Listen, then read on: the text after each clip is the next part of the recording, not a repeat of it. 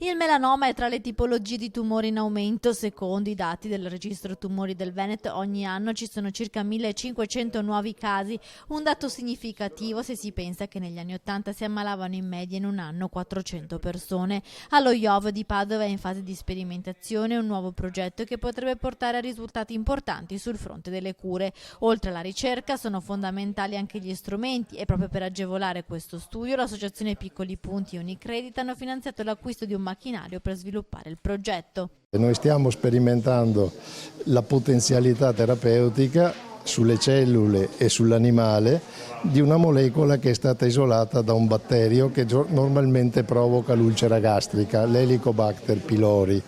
Questa molecola ha già dimostrato attività per altri tumori, noi stiamo sperimentando di vedere se in effetti questo succede anche per il melanoma. Quindi siamo in una fase preclinica.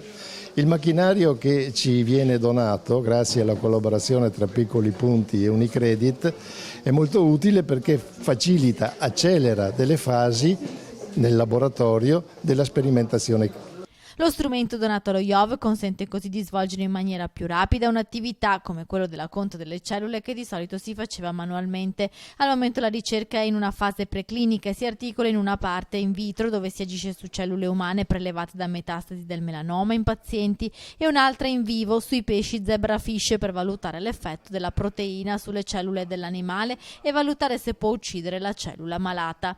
La terapia per la cura del melanoma è cambiata negli ultimi 10 anni, si basa su una terapia mirata e immunoterapia. Nonostante però gli avanzamenti, il melanoma rimane una malattia ad alta incidenza di mortalità se non viene diagnosticata precocemente. Si devono dunque cercare nuove strategie terapeutiche, oltre a non trascurare una fase di educazione e prevenzione fin dall'infanzia. Avere un buon rapporto, un corretto rapporto con il sole ed è la cosiddetta prevenzione primaria.